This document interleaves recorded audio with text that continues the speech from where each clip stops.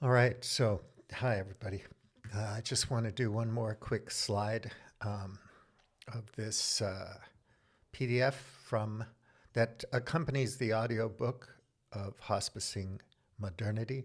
I have a paperback version that I like to lend out to friends, and I also have the audiobook, and this particular PDF is useful for that if you have that edition.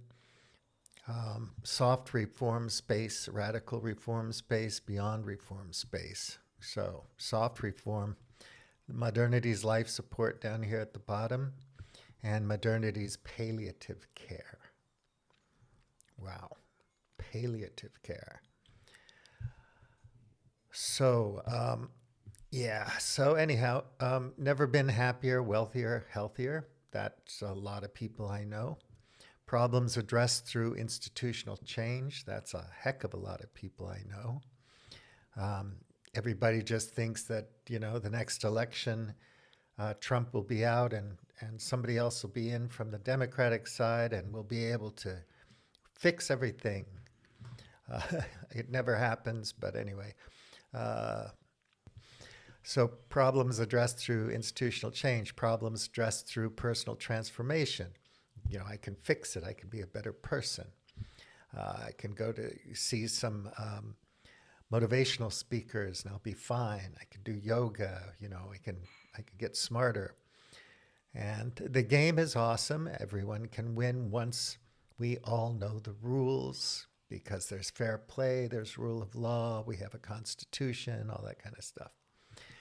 Radical reform space, so recognition of the epistemological hegemony. Racism, capitalism, colonialism, a heteropatriarchy, nationalism. The game is rigged. If we want to win, we need to change the rules. So this is the revolutionary side of everything.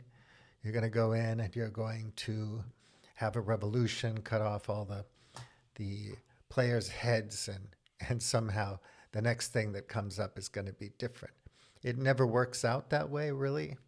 Um, Things do change a bit here and there, but you know, there's another revolution down a decade or two later anyway. Um, so recognition of ontological hegemony. So beyond reform space, race capital, heteropatriarchy as modernity, unfixable. So this is where we say this particular thing of ours, you can't fix it. You can't reform it. You can't make it better. It is what it is.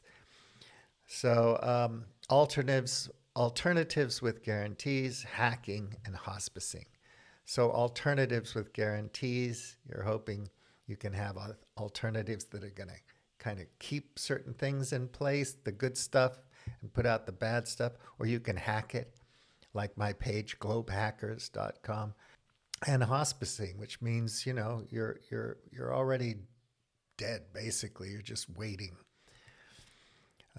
The game is harmful and makes us immature, but we're stuck playing. There's not much we can do about it. I know tons of people like that who believe that, there's really nothing I can do about it. So why am I talking with you about this thing? I was talking about climate in 2008, 9, 10. People thought I was nuts. What? You can't do anything about the climate. Just get on with it.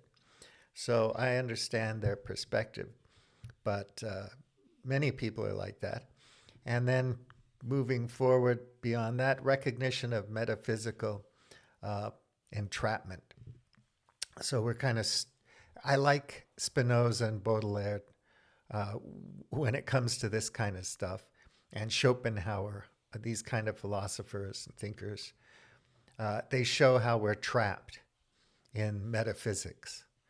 And, all the people going back to religion these days, it's because life is complex. You can't figure out what the answers are. And the simple answers are just to surrender to a religious belief or some other belief or ideology, some ideology or whatever. So, other modes of existence based on different cosmologies.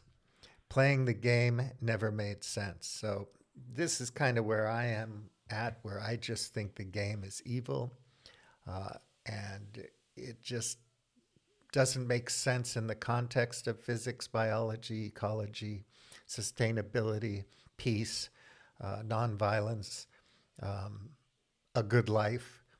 There's too many pathologies interwoven into the thing. And just watch your Netflix series or your streaming series to find that out. Why are there so many stories about corruption and conspiracies and mafia and war and violence and corrupt cops and everything? It's a reflection of life.